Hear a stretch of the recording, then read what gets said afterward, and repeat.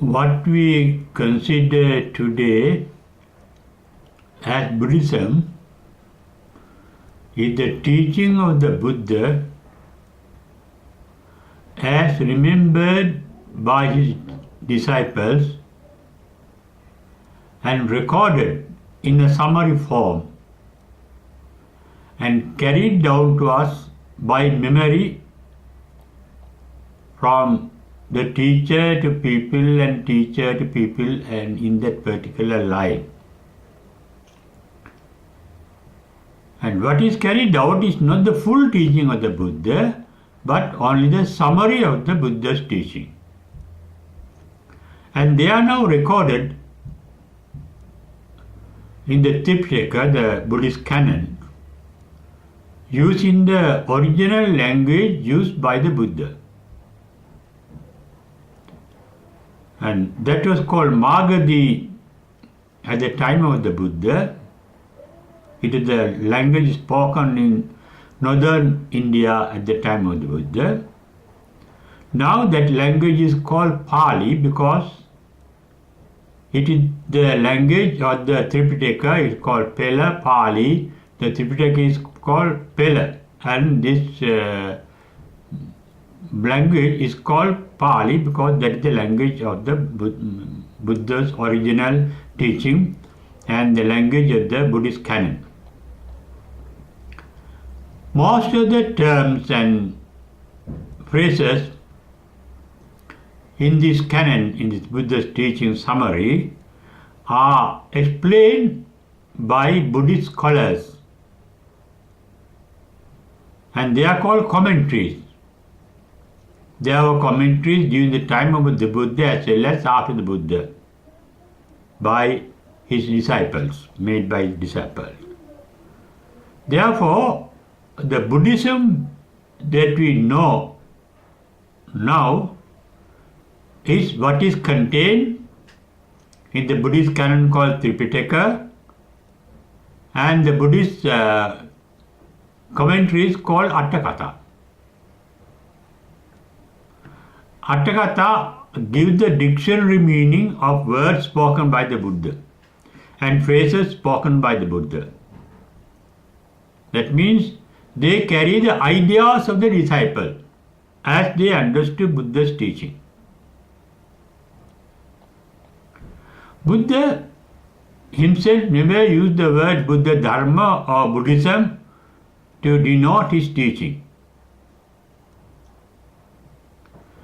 He always mentioned in the Buddhist canon the word called Brahmacharya to denote his teaching. Not only his teaching, he said, all the Buddhas teach nothing other than the Brahmacharya. Brahmacharya has two different meanings. One meaning is the sublime behavior, then other meaning is the behavior of the Brahma. Brahma was the highest god at the time of the Buddha, that the society at the time of the Buddha paid homages to. Brahmacharya, another meaning is the sublime behavior. Brahma means high, noble behavior. Behavior is not only physical behavior, verbal behavior, physical behavior, verbal behavior, and mental behavior. In fact, although there are three types of behaviors as mentioned, saying mental, oral, and physical, they all are based on the mental behavior. The behavior of the mind, the behavior of the thinking. In fact, although in practice Buddhism can be a sort of behavior, the real Buddhism is not a mental behavior. It is only the outcome of the mental behavior. Real Buddhism is beyond the mind, beyond thinking, beyond words. The nirvana, the ultimate truth spoken by the Buddha, cannot be understood by using our reasons of the brain, by using words. Words give only the idea, but not the real thing. Now, for example, we have a word called nirvana. Buddha used it as nibbana, but nirvana is the Sanskrit form of that word that has become more popular than nibbana in the writings called the Buddhism. Nirvana is only a word, only a symbol denoting a certain state, maybe a state of mind or a state beyond the mind. For our convenience, we may call a state of mind because nirvana is found within our own mind, according to Buddha's teaching. In the Rohitassa Sutta, Buddha mentioned the entire Four Noble Truths that he has spoken for 45 years is in our own physical body, which is of 6 feet. He was 1 feather, Vyamatta Kalebere. That means real Buddhism is within our sense organs, inclusive of mind or the brain. Mind is the product of our sense organ. But nirvana cannot be experienced as an idea, real nirvana. We can form an idea of nirvana that is only a mental image. The word nirvana is a symbol to denote that mental image, which is not the real nirvana but the idea about the nirvana. Even the commentaries can interpret the word nirvana, but that also contains only ideas of the commentators. Real nirvana, according to Buddha, has to be realized by oneself, digested by oneself. It's called Pacchattam Veditabbo Vinyohi. Only the sensitive can realize it. There can be realization in nirvana, but when the nirvana is realized, there is no realization. Now we try to understand nirvana. Nirvana is something else and we are something else. In reality, nirvana is part and part of ourself, but it is beyond ourself. What we call self is the sum total of knowledge called memory. We have knowledge of Buddhism that we understand making use of our memories, what we have read, what we have heard, what we have thought of, and what we have experienced of. All that is not the real Buddhism. Buddha said it's atakkavacare. It is not an idea that one can think of. That means nirvana is not an idea, not a mental formation. In the first paean of joy that the Buddha uttered after enlightenment, as recorded in the Dhammapada, Buddha says, what happened at the enlightenment? Visankara gatanticca. The thinking process ceased, came to an end. There is no thinking.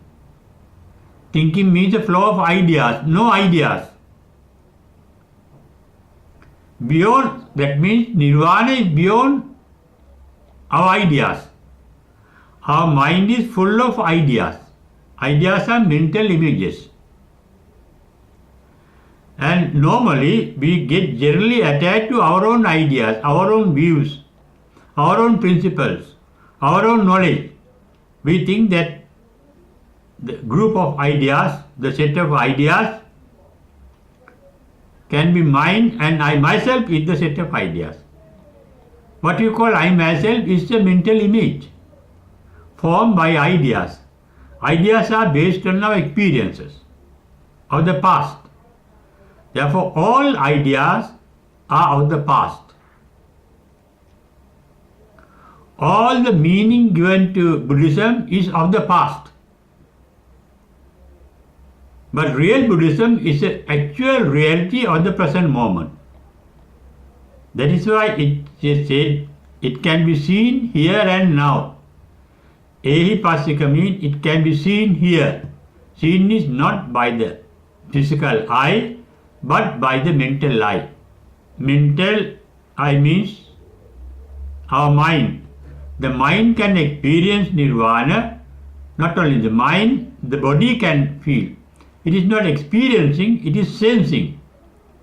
It is some kind of sensation. When Reverend Sariputta, at the time he was an ascetic called Kolita, he saw the first, one of the first 5 disciples of Buddha called Asaji, Reverend Asaji, enlightened one.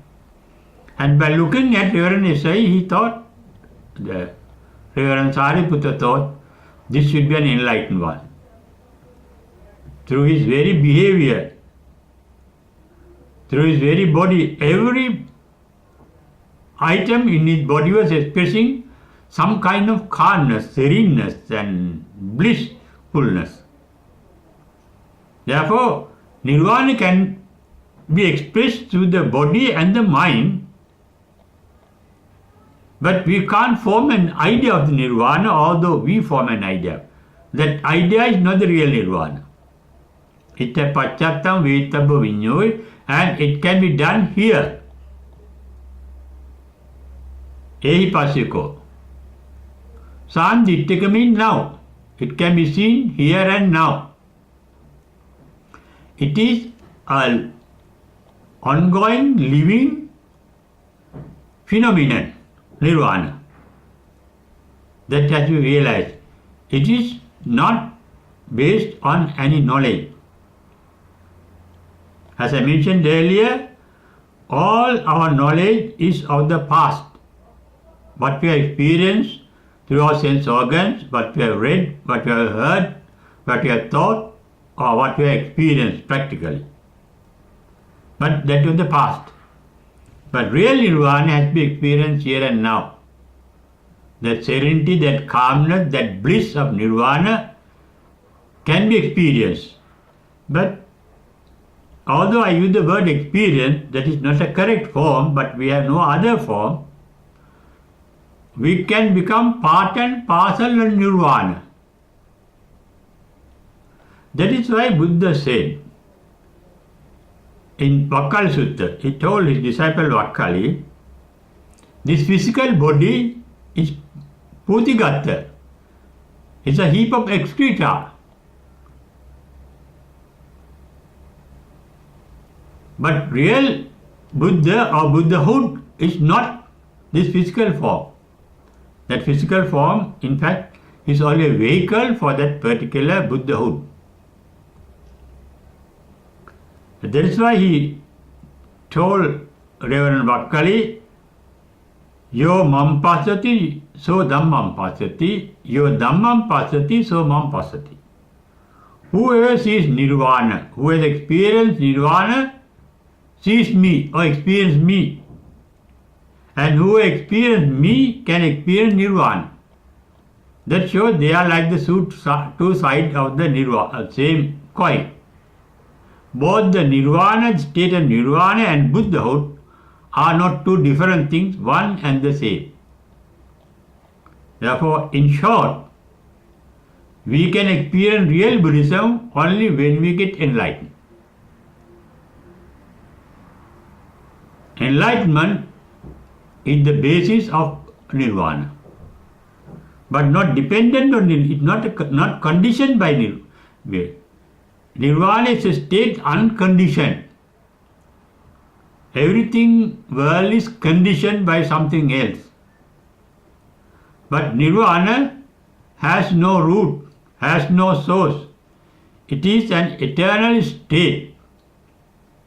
That is why in the Satya Nibbana Sutta and other Nibbana Sutras, nirvana is described as unborn,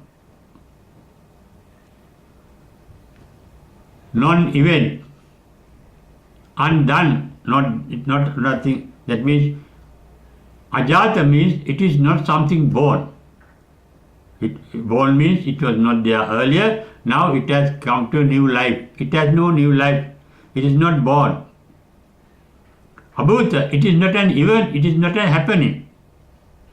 Happening is agata, it is not something that is done. Asankata, it is not something that is composed of things available. In his first sermon called Dhammacakkappavattana Sutta, Buddha expressed nirvana as a state.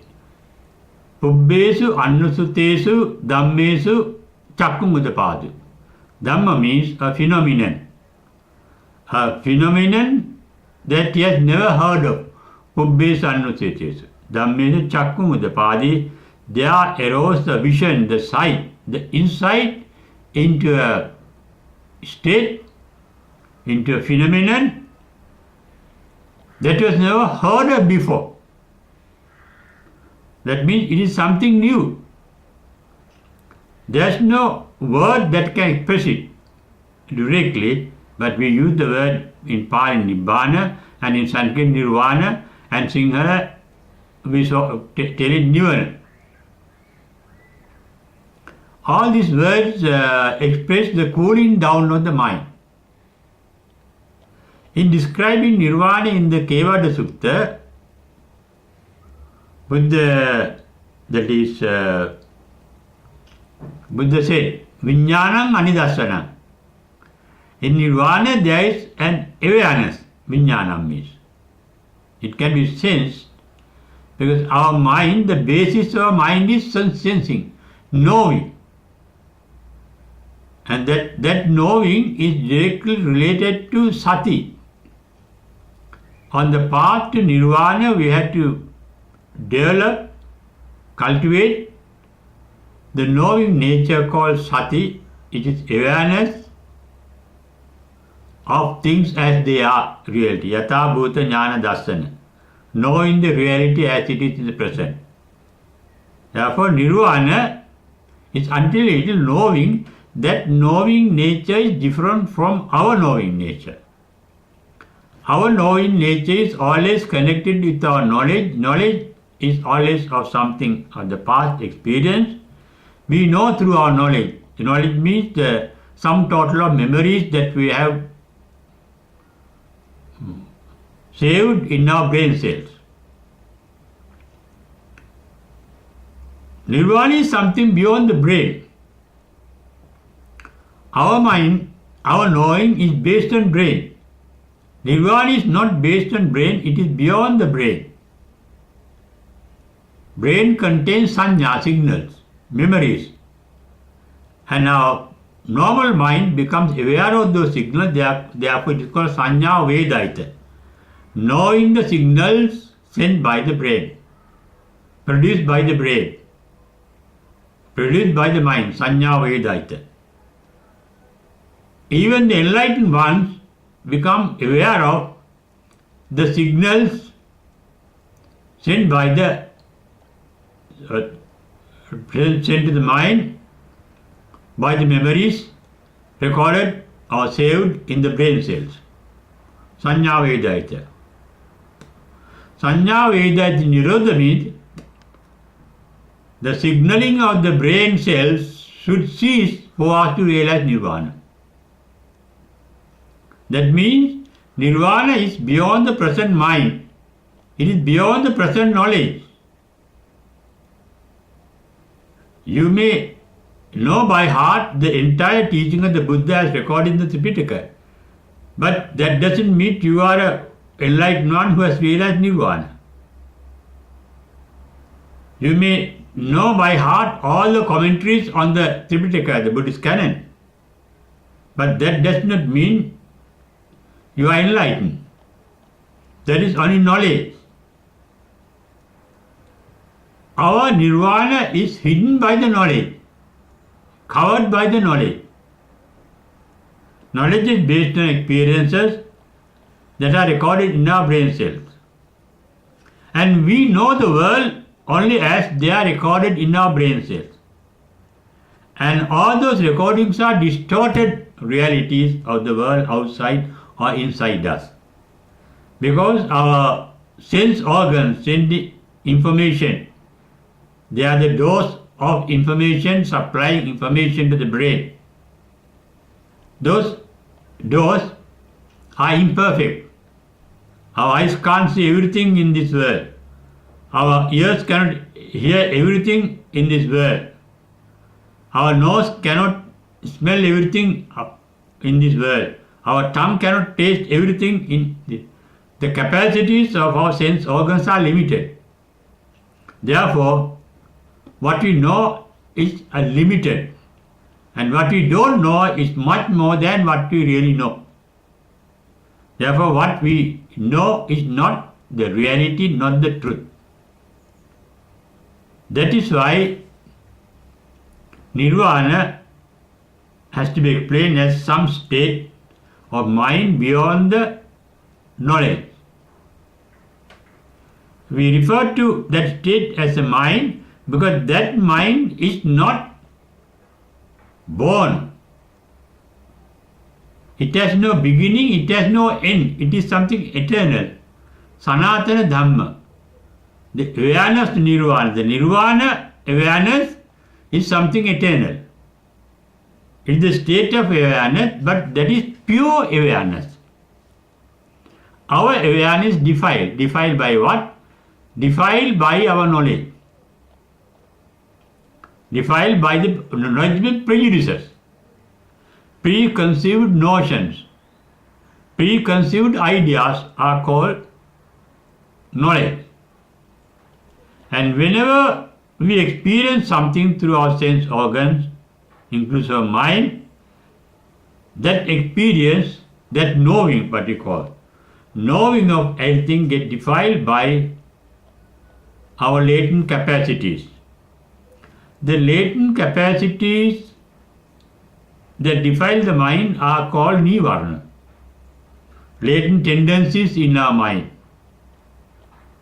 We have developed, Buddha referred to 5 types of such tendencies that are latent capacities of our mind. We have the capacity or the latent capacity, hidden capacity to like what we experience. The latent capacity to dislike what we experience. The latent capacity to ignore what we experience. That ignorance is inclusive illusion. We don't see the reality.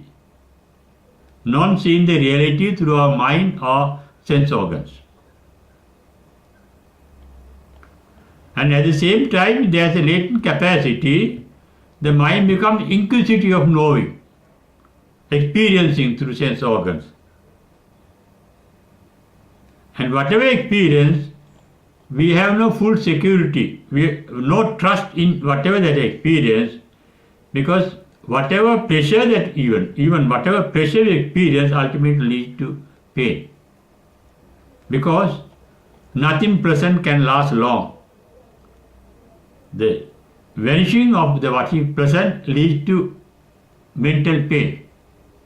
Therefore, getting attached to whatever pleasant ultimately leads to mental pain that we resent. The 5 mental tendencies, they are called Pancha Nivarana. Kamachanda Nivarana means the capacity to like certain things and beings and events. Vyapada Nivarana is the capacity to dislike certain things. Then Tinamidda is the capacity to ignore, not to be aware of it. Ignoring sensitivity to things. That we are not interested, not getting interest in certain things. No interest. Either positively to be attached or negatively to be resent. But the mind cannot lie dormant, sleeping. It has to rise up to get hold of something. That is called Uddacha Kukkucha. The mind is always in search of something pleasant. And where there is any sensation, the mind rises up, gets up, as if a sleeping person gets up by a sound of something falling near him. Rising up of the mind is called uddachikukka, rising up with an inquisitiveness. But with the period we accept, because all our experiences have ultimately led to our mental suffering. Therefore, when we experience anything new, we have a doubt, vichikiccha, whether this also going to give us pain at the end. Those are the 5 types of mental tendencies that defile our mind by thinking. Our mind is defiled by thinking. Undefiled mind is free from thinking. That is why Buddha in his first paean of joy said, at his enlightenment, there was no thinking at his enlightenment. Sankara gatan chitta. Why there is no thinking? There is no cause for thinking. Thinking is a conditional response. What is the condition for thinking? We think of things that we like. Raga. Raga means attachment. We think of things that we dislike. That means resentment called dosa is a cause for thinking. And we think of things that we are illusion, that we are not really aware, that we are ignorant of, that we don't know. We have to think of things. Enlightenment means the freedom from attachment, resentment and ignorance or illusion. Freedom from attachment is called vitaragi. Freedom from resentment is called vitadosi. Freedom from illusion is called vitamohi. Illusion means not forming faulty mental images. It means experience things as they really are, and that is referred to in Buddhism as yatha bhuta jnana dasana. Seeing things as they really are. Seeing things, being aware of its real nature. Becoming aware of things, when one becomes aware of something pleasant, his wisdom says this pleasant is temporary, dynamic, anicca. Dukkha, it can get transformed. Therefore, it cannot retain that present nature identity as a separate, permanent identity, anattata. Therefore, the triple nature of every experience, every Dhamma is anicca, dukkha, anattata. What are the Dhamma? All objects of the mind are called Dhamma in Pali. Objects of the eye are called Rupa. Objects of the ear are called Saddha.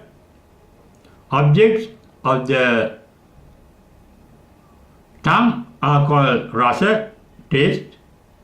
Objects of the nose are called Gandha, smell.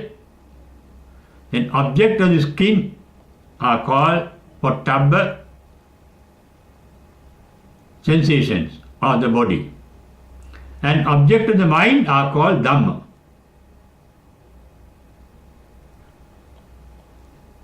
Sabbe Dhamma Anatta. The mental images in our mind too are not our own soul, not ourself. They are form. Anicca sankhara, uppadavaya dhammanyo, thought forms. They are dynamic, they are creative, they are created to decay and die. Uppadavaya dhammino. Uppada means they are born to decay and ultimately to die by decaying. All thought forms, Sankhi Samadhi Dhammam Sabbandha Nirodha Dhammam. All thought forms appear to disappear. Therefore, even our knowledge is something which we should not get attached to. Even the knowledge of Buddhism we have to give up for enlightenment. If you get attached to the Buddha's teaching, then there is attachment. There is a desire for attachment. With desire, how can get enlightened? Even if you get attached to the Buddha, that is also an attachment. Getting rid of all attachment. Normally, all our attachments are to mental images. Buddha Dhamma, they are mental formation, mental images for us. The knowledge of Buddhism. The knowledge of Buddha, that is a mental image. That is why Buddha said, highest renunciation is Sabba Dhanam Dhamma Dhanam Jinati.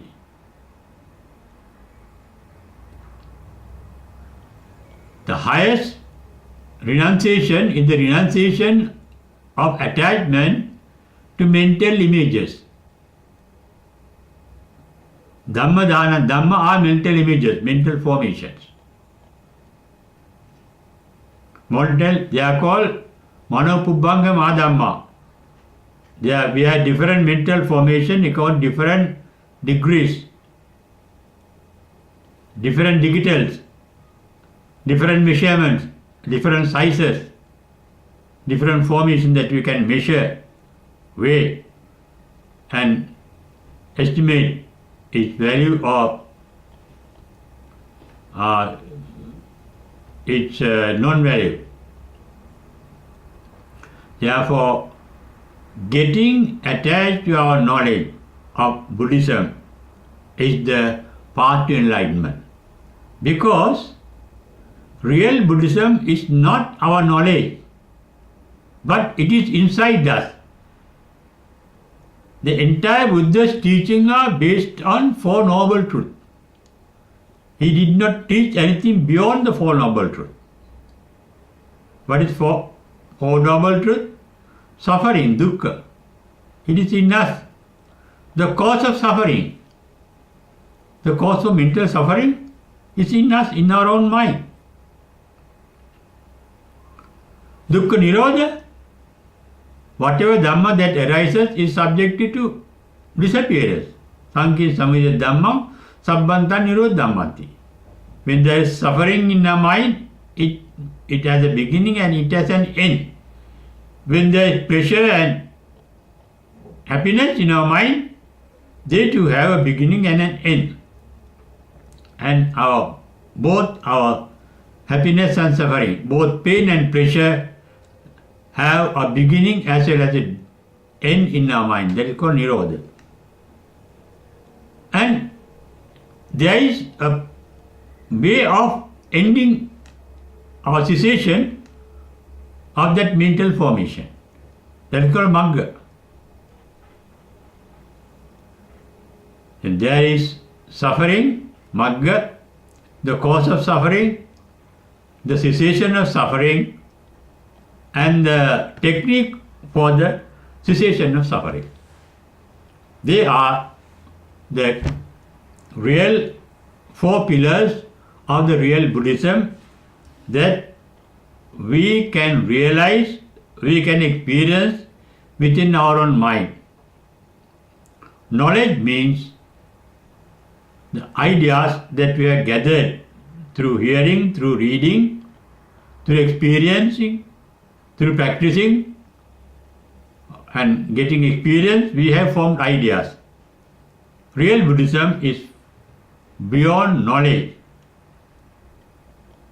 beyond mental images. And we cannot have although we can have an image, the real enlightenment, the real Buddha's teaching is not an image. It is an eternal reality which has no beginning and which has no end itself. Therefore, it is through insight, not through knowledge. It is not through knowledge but through wisdom. Insight is the capacity of the wisdom. Wisdom is called Panya in Pali. We all have the insight, the capacity of knowing the Buddha's real teaching, Buddha Dhamma, that we can call the Nirvana. And when we realize Nirvana, we have to go beyond all the mental defilements covering up the Nirvana. Knowledge itself can be called a mental defilement covering Nirvana. Our supreme bliss of Nirvana is hidden within us, hidden by our own knowledge. Buddhist meditation called Vipassana is the insight into the real bliss of Nirvana, hidden in the reservoir of knowledge that we call our knowledge.